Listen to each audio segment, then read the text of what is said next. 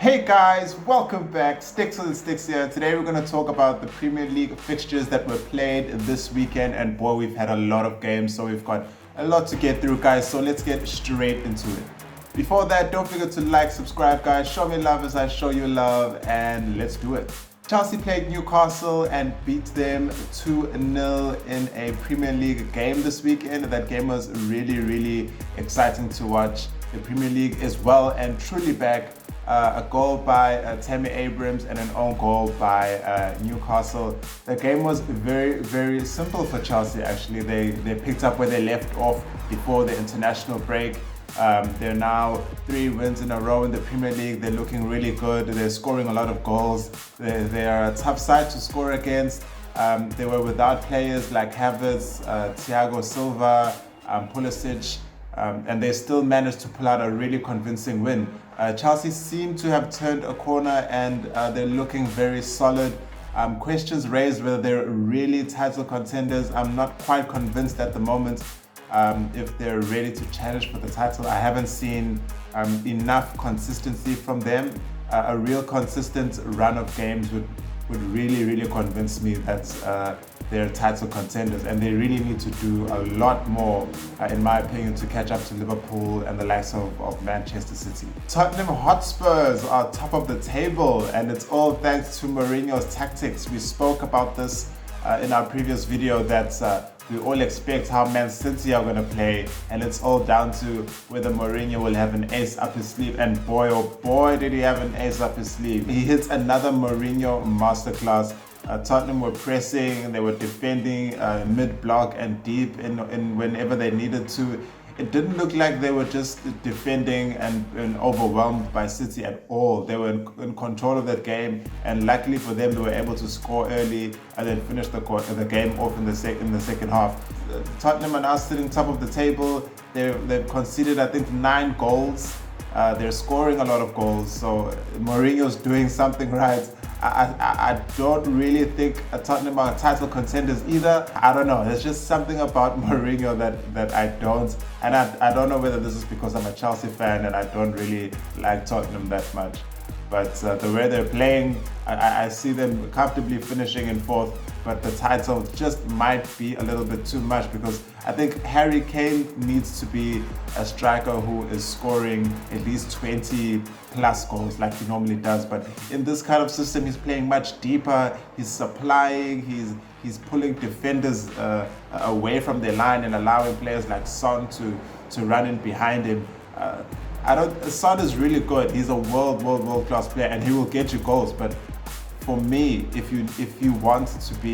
Tottenham want to win the league, they're gonna need Kane to be scoring goals, and he can do that. He can score hat-trick after hat-trick, as we've seen him do. So I don't think that they'll be able to really challenge for the title without Kane contributing as much goals as he used to. Man United, guys, won 1-0 against West Brom. United were allowed a penalty, which they converted, and it was their first home win the whole season against West Brom. United didn't really play very well, guys.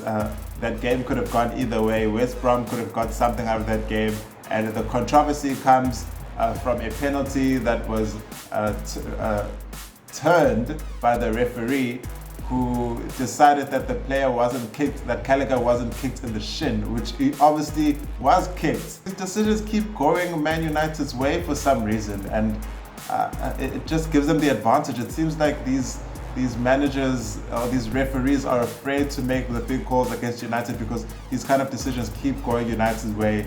Even Oli has come out to say that he was very lucky that game. The Fergie era, we can all say now, United fans, that the Fergie era is well and truly over. United apparently have spent $1 billion since Fergie left, and it doesn't seem like it's changed them at all. They haven't maintained that level or gone further than the level that Fergie had placed for them. So yeah, it doesn't seem like they have found the right man to take over at United since Ferguson left, and in my opinion, it definitely isn't Ole Gunnar Solskjaer. Liverpool beat Leicester, guys. Wow, this is kind of a surprise for me, to be honest, because Liverpool have a lot of injuries.